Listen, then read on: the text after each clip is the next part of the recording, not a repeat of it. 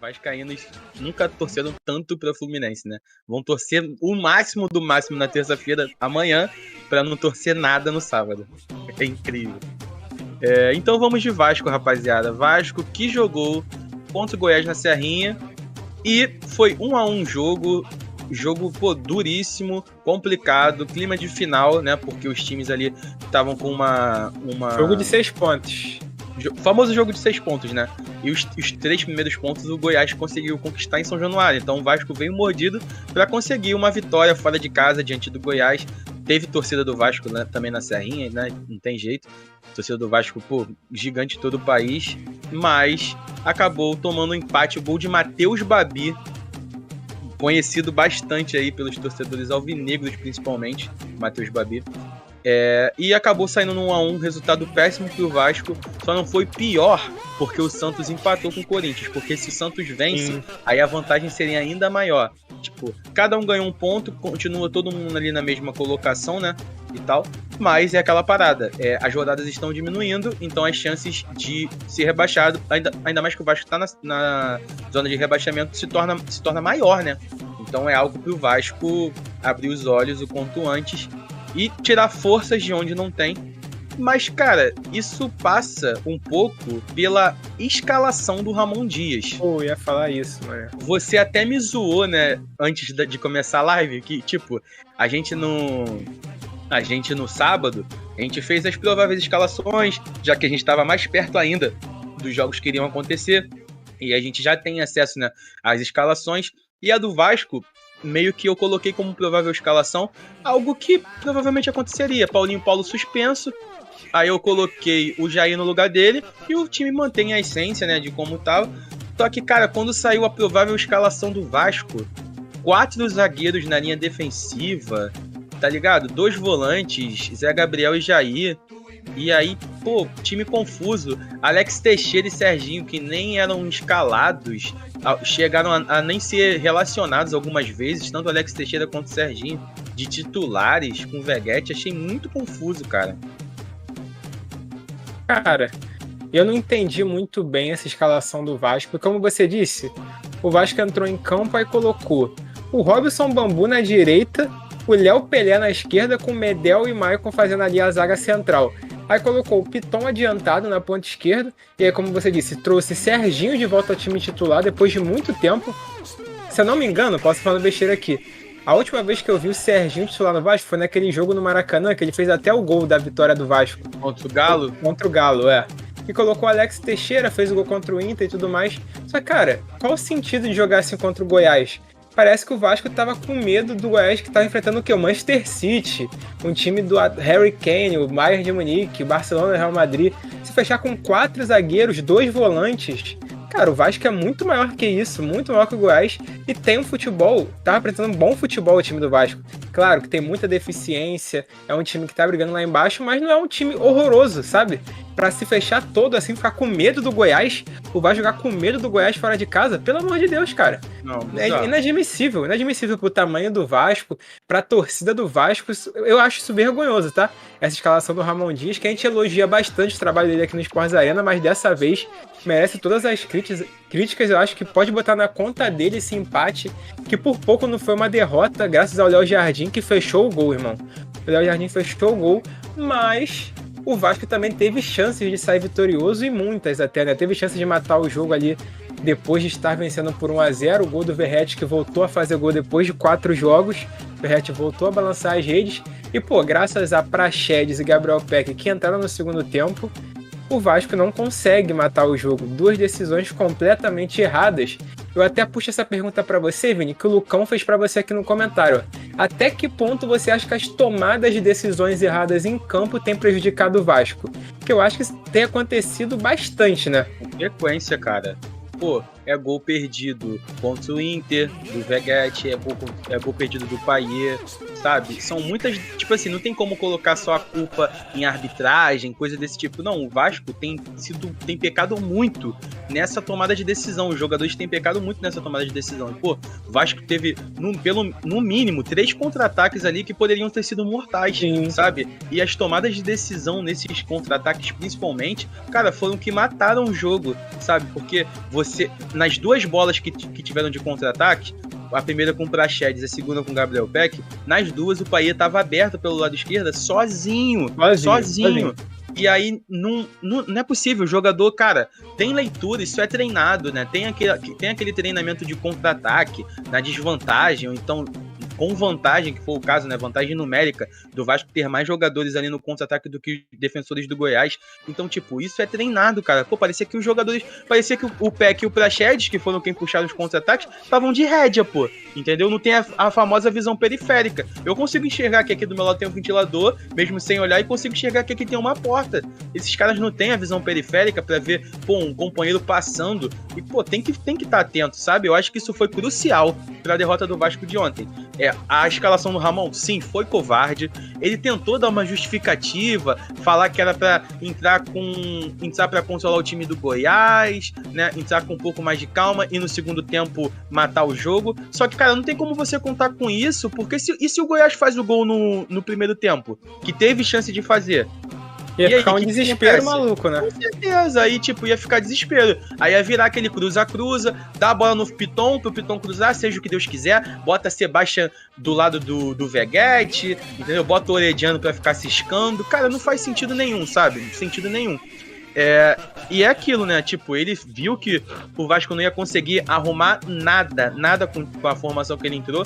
Segundo, o primeiro tempo foi um primeiro tempo apático, um primeiro tempo que deu nojo de ver, essa é a verdade. A única chance que teve foi um cruzamento do Piton pro Veguete, que o Tadeu fez a defesa. Bela defesa, por sinal, né? O Veguete cabeceando pra baixo, bola difícil. E aí no segundo tempo, o Ramon ficou insatisfeito, né? Com uma falta de produção ofensiva. E aí ele fez 2 trocas no intervalo, colocou o Praxedes e Peck no lugar de Léo e Serginho. E aí o Peck entrou no lugar do Serginho e o Léo, que estava de lateral esquerdo, deu lugar para o Praxedes, e aí o Praxedes vai para o meio e o Lucas Piton voltou para sua posição de origem, que é de lateral esquerdo. E, cara, dá muito destaque também ao nosso goleiro, Léo Jardim. Pô, cara, fechou o gol. Goleiro, fechou o gol, por mais que tenha tomado o gol do Babi. Indefensável, né? Não tinha... Foi, indefensável, não tinha muito o que fazer. O erro foi do zagueiro Zé Vitor, né? Não foi erro do Léo Jardim. E o Zé Vitor acabou entrando porque os quatro jogadores... Eu ia puxar essa resenha que você falou comigo ontem, né? Exato, porque, tipo assim, o Maicon deu uma cavadinha assim, né? Tipo, deu aquele miguezinho de cãibra e tal, e aí o árbitro falou pra ele sair, né, do campo pra dar... iniciar o jogo novamente, né, na cobrança de lateral do Goiás, e ele deu um miguezinho ali, tomou amarelo, depois que ele foi pra fora. Eu não entendi muito bem o que o Ramon achou, eu só sei que o Ramon ficou meio bolado, e aí colocou o Zé Vitor no lugar do Maicon. O Maicon estava andando normal, então pra mim não foi lesão aquilo ali. Só que aquela parada, colocou o Zé Vitor, zagueiro frio, sem ritmo de jogo, na minha opinião, pra vestir a camisa do Vasco, um zagueiro fraco. Não tô falando da pessoa, Zé Vitor, nem o conheço, mas não deve ser uma pessoa ruim, obviamente. Mas eu tô falando que, pra o nível de Série A, nível de Vasco da Gama, pra mim é um jogador fraco, na minha opinião. E aí entra desatento, Babi faz o que quer, pinta e borda em cima dele, porque sobe sozinho, ele nem vê o Babi chegando. Tu vê que no lance ele faz assim, assustado, tá ligado? Então, tipo, falta experiência, e é aquilo. Acabou tomando gol por falta por falta da decisão, não. Pela decisão que tomou o Ramon Dias, porque como teve 4 zagueiros na linha defensiva, aí ferra tudo, porque você não tem substituições à altura. Se sai, por exemplo, um Léo pra entrar o Maicon, a zaga não perde tanta, né, qualidade, assim, porque o Maicon vem jogando bem. Agora, quando você perde um Maicon pra entrar um Zé Vitor, esquece, entendeu? E aí o Vasco vai pegar agora o Cuiabá fora de casa. O jogo é na quinta-feira, às 17 da tarde, horário diferente, né? Feriadão. Não. E vai ter o desfalque do Verrete, né, cara? Acabou sendo expulso ali, tomou o segundo amarelo, teve aquela confusão toda, ele saiu bolado, discutindo, teve empurra. E, cara, o Vasco tem confrontos agora muito importantes e jogos difíceis, porque o Cuiabá é um time que é pedra no sapato de todo mundo. Todo mundo passa sufoco contra o Cuiabá, que vem fazendo uma boa campanha. Depois o Botafogo pega o Vasco em São Januário, num jogo onde o Botafogo vai estar com certeza muito interessado em ganhar, praticamente desesperado para ganhar, porque não sabe o que vai acontecer na próxima rodada contra o Palmeiras, vamos falar daqui a pouco sobre isso. Então esse é um jogo crucial para o Botafogo querer ser campeão brasileiro. Então com certeza vai jogar para vencer o Vasco dentro de casa, sabe? Isso aí é certo. Então o Vasco vai ter que se desdobrar para bater o líder Botafogo dentro do seu estádio. E aí depois tem o América Mineiro, que é o lanterna do campeonato. E aí pode ser um jogo onde o Vasco... Pode não, na minha opinião, tem a obrigação de ganhar esse jogo dentro de casa ainda. E depois é um jogo mais difícil novamente, que é muito direto, que é o Cruzeiro no Mineirão. Sabe, é uma sequência que não é tão fácil. Tirando o América Mineiro, que mesmo assim pode dar trabalho. O América Mineiro quase venceu o Grêmio dentro de casa. O jogo foi 4-3 pro Grêmio, é um jogo maluco. Um campeonato onde tá tendo muitos jogos malucos assim, né? Verdade. Bastante jogo emocionante, muito gol, virada, revirada. Mas assim, o Vasco tem que abrir o olho porque um empate desse contra o Goiás, pra mim, é quase um... Cara, eu quero buscar a palavra pra também não falar que o Vasco tá praticamente rebaixado, mas pareceu que o Vasco deu uma entregada ali da toalha nesse jogo, mano. Na minha opinião, o Ramon Dias... Eu não entendi, cara. Não entendi mesmo essa escalação dele. Eu acho que, cara, era um jogo onde o Vasco tinha total condição de jogar com aquele time que vinha jogando e impor respeito pra cima do Goiás fora de casa. Não tem essa. Cara, vai jogar fora de casa contra o Goiás. Pô, o Vasco é muito superior ao Goiás, gente. Pelo amor de Deus. Não era um jogo pra isso. E eu acho que esbarra um pouco também, não querendo justificar as mudanças que ele fez, mas eu acho que esbarra um pouco também na limitação do Vasco de elenco, né? Além de não contar com o Paulinho suspenso, Eric Marcos também suspenso por ter sido expulso, e aí tem as lesões de Marlon Gomes e Rossi, que eram jogadores cruciais, né? Antes de se lesionarem no Vasco. Então acho que roda um pouco em favor disso. Mas é aquela parada, tem como você manter a essência do time com pequenas mudanças. Foi, por exemplo, que eu achei que da maneira que o Vasco ia entrar, né? Só colocar ele no lugar do Paulinho, o Alex Teixeira não, no lugar do Paulinho o Jair, e aí manteria, né, aquela trinca do time mesmo. Aquela trinca de meio campo, Zé Gabriel de primeiro volante, Jair no lugar do Paulinho, Praxedes, Payet, Peck e Verratti. Eu achei que essa seria a frente do Vasco. Mas foi totalmente diferente do que a gente imaginava, não consegui entender mesmo isso aí, porque acabou se acovardando, né? Essa é a verdade. Porque a partir do momento que você tem mais qualidade que uma equipe, e aí você diminui a qualidade da sua equipe para tentar não tomar gols, se equiparando a equipe que é pior que a sua, isso aí é uma atitude covarde, entendeu? Eu acho que teria que ter partido para cima o Ramon Dias, acho que teria que ter entrado com um time que ele tá entrando, até porque o Vasco perdeu pro Flamengo? Sim, perdeu. Perdeu pro Inter? Sim, perdeu. Contra o Flamengo, o Vasco, na minha opinião, jogou melhor que o Flamengo, por mais que o Flamengo tenha sido o vencedor do confronto. Contra o Internacional, teve um apagão no começo do primeiro tempo, mas no segundo tempo o Vasco jogou muito melhor. Então, tipo, o Vasco tem características, isso é algo que a gente sempre fala aqui. Então, tipo, se tem boas características, entra com um time que tá acostumado a jogar. O Lucas Piton joga muito bem, tá sendo regular no Campeonato Brasileiro. O Paulo Henrique tá jogando bem também. E você abriu mão de 2 laterais bons ofensivos para colocar 2 zagueiros no lugar, que acabou com a criatividade das pontas do Vasco. Então, tipo, é muito complicado, não conseguir concordar com o Ramon Dias. E no segundo tempo, que o time melhora, né, por tomar novamente as características que já eram do Vasco, fiquei decepcionado pelas tomadas de decisão, não tem jeito. Com certeza. Então, esse jogo aí contra o Cuiabá, diretamente lá da Arena Pantanal, né? O jogo vai ser lá no estádio do Cuiabá. E a gente vai de palpites, então? Vamos de palpite. O que tu acha? Ah, cara, de verdade mesmo, um confronto direto. Confronto direto não, que o Cuiabá tá disparado. Confronto difícil. Essa é a verdade. Do Vasco jogando contra um time que é forte dentro de casa, né? Tipo, consegue conquistar pontos tanto dentro quanto fora de casa. Pô, Cuiabá ganhou do Botafogo, Cuiabá ganhou do Inter no Beira-Rio. Então, tipo, confronto bastante difícil. Eu acho que o Vasco vai conseguir beliscar um empate aí. Eu não consigo ver o Vasco vencer nesse jogo. Empatezinho? Quantos? Eu acho que vai ser 1-1. Cara, eu acho que vai ser 1-0 Cuiabá. Não é nenhum absurdo, não. Mas eu não consigo ver o Vasco vencendo esse jogo. Sendo bem sincero. Principalmente por não contar com o Veguete, né? Porque é a válvula de escape quando o assunto é gol do Vasco.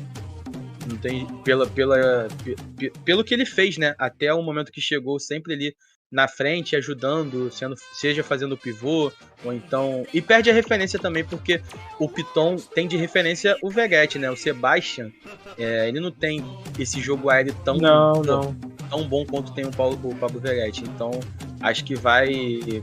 Vamos ver o que o Ramon vai tentar fazer, né? Para tentar conseguir furar esse bloqueio aí. Tem a volta de Eric Marcos e Paulinho, são boas notícias, mas perdendo o seu principal centroavante ali na frente, eu acho bastante complicado, porque o centroavante e reserva não tem as mesmas referências, não tem as mesmas qualidades ofensivas que o Veguete.